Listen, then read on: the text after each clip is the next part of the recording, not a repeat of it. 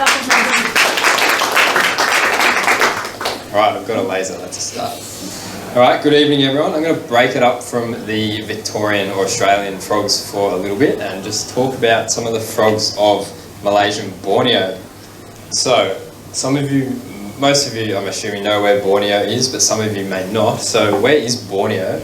Borneo is located in central Southeast Asia and it's the world's third largest island. It's comprised of 3 different countries. So we've got the Indonesian side of Borneo, which comprises of most of the south and up into a bit of the northeast. We've got Malaysian Borneo, which is split into 2 states, Sarawak and Sabah up in the north. And then we have Brunei, located right up here in the north, in the tiny little corner. And you can see that all this red here is high elevation, either montane rainforest or basically stony mountain peaks with no vegetation whatsoever.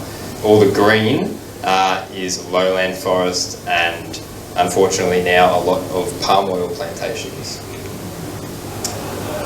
So Borneo is covered in ancient tropical rainforest, and this rainforest is over 140 million years old. So it's some of the oldest rainforest on Earth, and it comprises of mostly, as I just mentioned, lowland rainforest. So we've got a dense understory, and then these large dipterocarp rainforest trees which tower over the canopy. These are the kind of trees you often get orangutans and things, gibbons and things feeding in.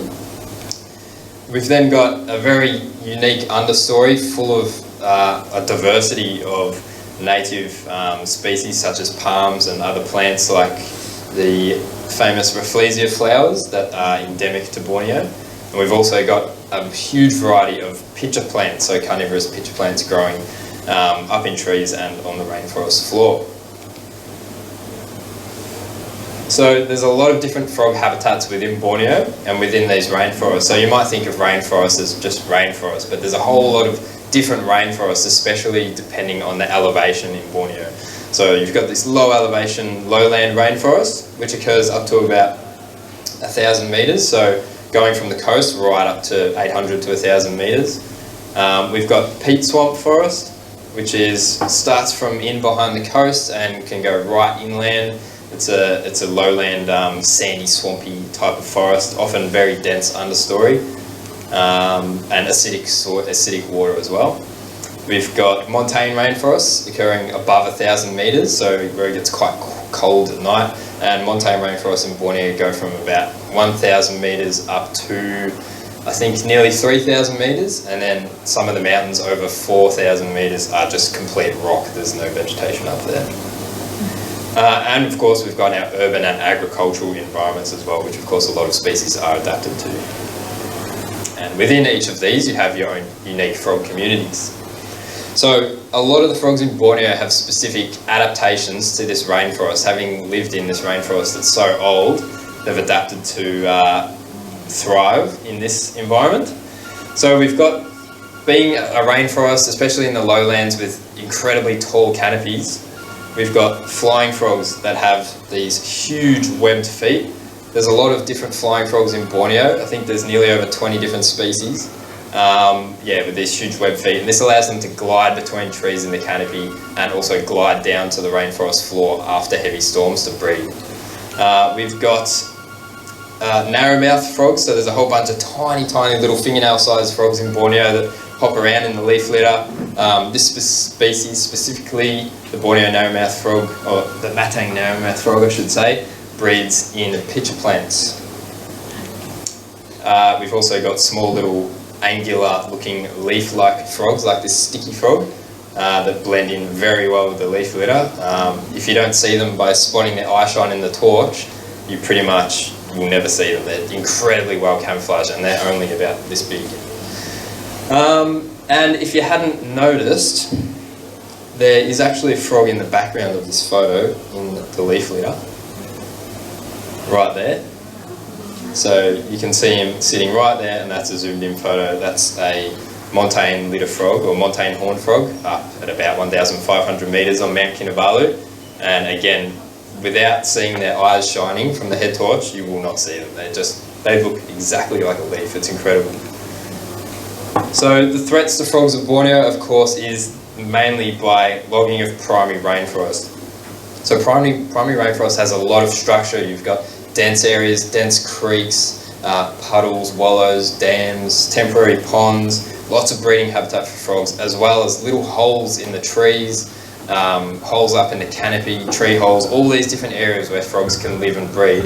As soon as you clear all that, flatten it out and turn it into a monoculture of palm oil and palm trees, obviously a bunch of those specially adapted species can not persist there anymore. So yeah, oil palm plantations have a huge impact on many populations of Bornean frogs. A lot of frogs can persist in them, but they're more so the generalist species. So yeah, the clearing of forest for agriculture, palm oil plantations, and of course clearing forest for urbanisation and urban sprawl. So I'm going to quickly run through the Bornean frog family. So we've got 8 frog families identified in Borneo currently.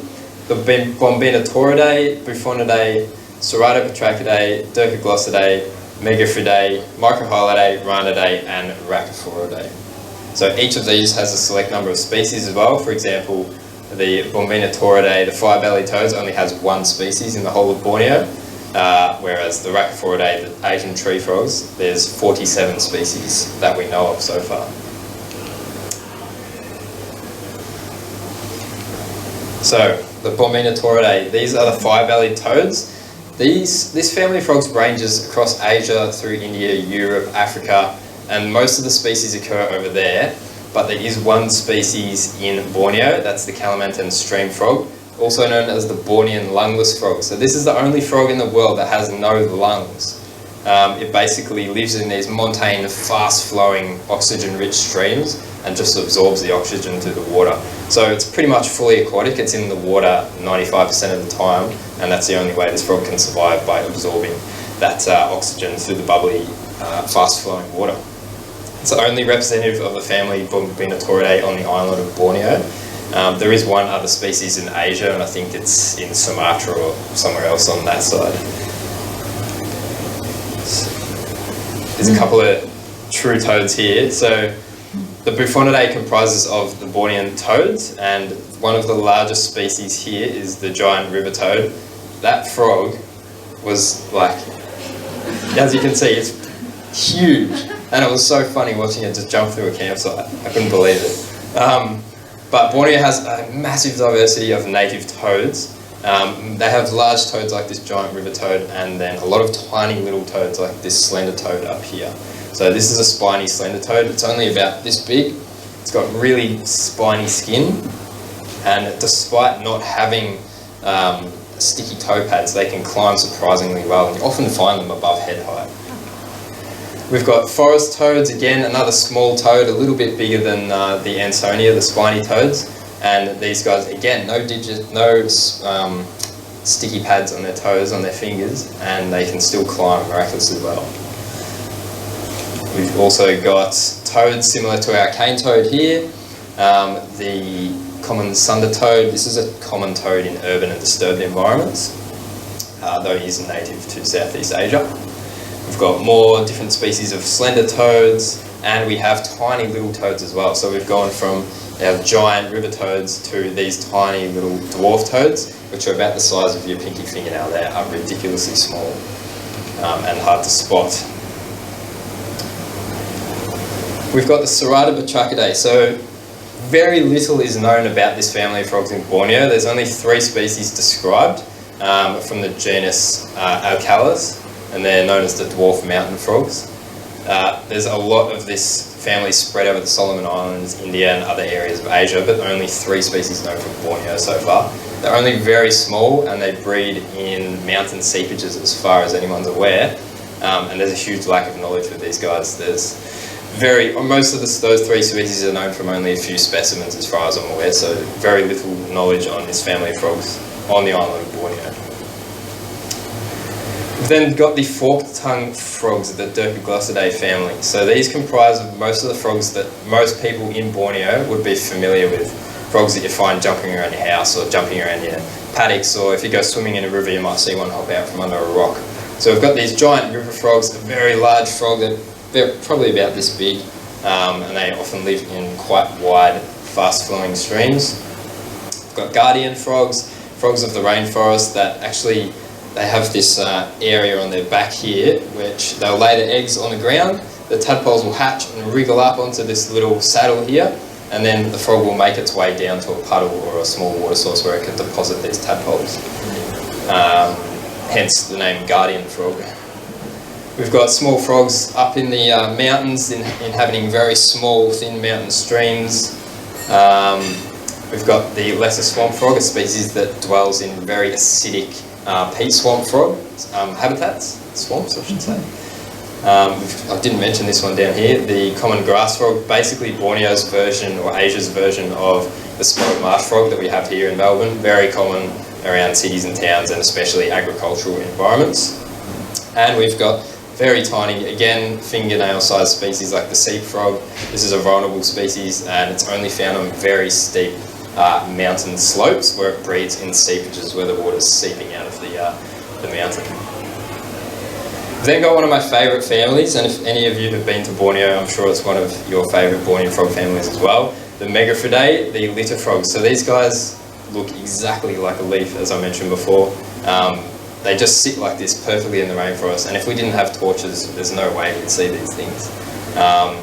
So this is the Malayan horned frog, Pelabotrachus nasuta, one of the more common species. So despite being hard to spot, they can be very common in the right areas in lowland rainforest.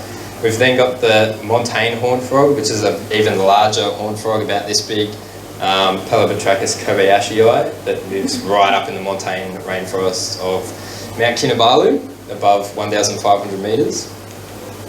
We've got these gargoyle frogs, or large-eyed litter frogs, so they just sit like a gargoyle in the rainforest with their massive eyes and tiny little arms. They're actually very hard to photograph. You often walk up on them and as soon as your torch shines across their eyes, they duck down and pretend to be a leaf. So it took a lot of attempts to sneak up on one and get one sitting like that. We've got a slender version of the large-eyed litter frog, so these are called the slender litter frogs. They're a bit smaller and quite common again on the rainforest floor. And again, this seems to be a repeat theme with Bornean frogs. There's a tiny fingernail-sized version of them as well, which is called the dwarf litter frogs, of course, Leptopachella. And they're incredibly small and they're also incredibly loud. They have a very high frequency call, like a buzzing sound. We've got our narrow-mouthed frogs, so we've got a tiny little matang narrow-mouthed frog here. This species is, again, about the size of a fingernail, as most of these ones are, and I think it's one of the top 10 smallest frogs in the world. They breed specifically in this type of pitcher plant, which is called, I can't remember the common name, but the Latin name is Nepenthes ampullaria. They form these little clusters in lowland rainforests, about this big or sometimes bigger. Each pitcher plant is about that tall, and the frogs breed purely within them. So their tadpoles are adapted to withstand the digestive enzymes that occur inside these pitcher plants. So their tadpoles can't be digested. They feed on whatever falls into the pitcher plants. The tadpole's poo obviously helps feed the pitcher plants then, and tiny little frogs pop out. So pretty incredible. We've then got larger frogs like this sticky frog. They're called sticky frogs because if you touch one or if one's grabbed by a bird or something, for example, they'll hunch over and exude a very sticky slime out of their back. It'll gum up the mouth of the predator and the frog will be able to get away. There's saffron-bellied frog, kind of like a crinia type species that can climb really well. They're very colourful and quite common around primary rainforest and rainforest edge environments. We've got more vibrant sticky frogs. So this one up here is a highland species, the Kinabalu sticky frog, occurring at about 1,500 metres in elevation. This is the Borneo sticky frog, Califrinus mesion, that occurs all throughout the lowlands across most of Borneo. We've got the Bornean treehole frog, which forms large choruses in primary rainforest. Their call changes depending on the hole that they're calling from in a tree. So if they're calling from a tiny little hole, their call is going to be very high pitched. If they're calling from a large cavity, it's going to sound really deep. So it creates a very eerie sound when you're walking through the rainforest at night with all these high-pitched flute sounding, high and low-pitched flute sounding calls. We've got more microhylids jumping around in the leaf litter, the Borneo narrow-mouthed frog. And an introduced species by accident to Borneo is the banded bullfrog, a slightly larger microhylid.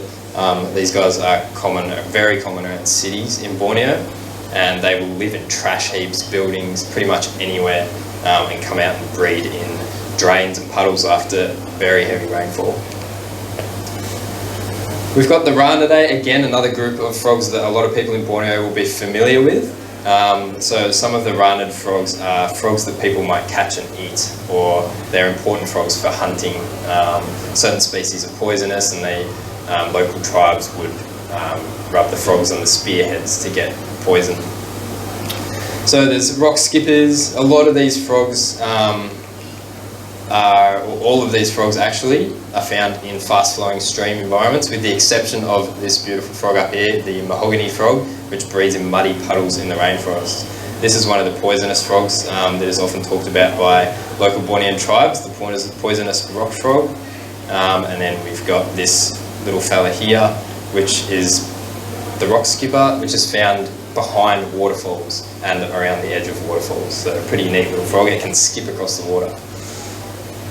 And another one of my favourite families, the Rainforests, the Asian tree frogs. So this is the largest family of frogs in Borneo, and one of the largest tree frog families across Asia. There's a lot of endemic species in Borneo, such as the OG flying frog, the Wallace's flying frog, Rainforests nigopalmatus. You can see the size of their hands there. They're massive, and they use them to glide down from the canopy to breed in pig wallows after heavy rain. We've got high elevation species again, like this mossy bush frog. We have the masked tree frog, another high elevation species. Frill tree frog that breeds in acidic peat swamp forest in the lowlands. A white-eared tree frog, which is again another fingernail-sized frog. They are incredibly tiny, as you'll see soon in the photo. And these guys are basically Borneo's version of a glass frog. They're translucent on the underside. It's kind of hard to see in this photo, but if you put a light up to it, you can see all their organs and whatnot inside. They hang their eggs on leaves above a stream, and their eggs will drop into the water. Actually, all these frogs lay their eggs above the water, so none of these frogs lay their eggs in the water. They all lay their eggs, they can be quite high, up to 20 metres high in the canopy, these eggs on these foam masses hanging off leaves, which will drop down into streams or ponds below. The white-eared tree frog doesn't have a foamy egg mass though, it just lays its eggs individually on leaves. And we've got another one, the beautiful little red cinnamon frog, which is called a phylotherm breeder, so it breeds in little tree cavities in the mid-story of the rainforest. So you might often be wandering along in the Borneo and look in a little hole in a tree and it's filled with water, and you'll see lots of little tadpoles. So that'll either be from one of the members of this genus or the Borneo treehole frog. So that's all for the frogs of Borneo tonight, guys. Hope you enjoyed, and there's a little photo of how small this frog actually is. That's an adult right there. So they're very small.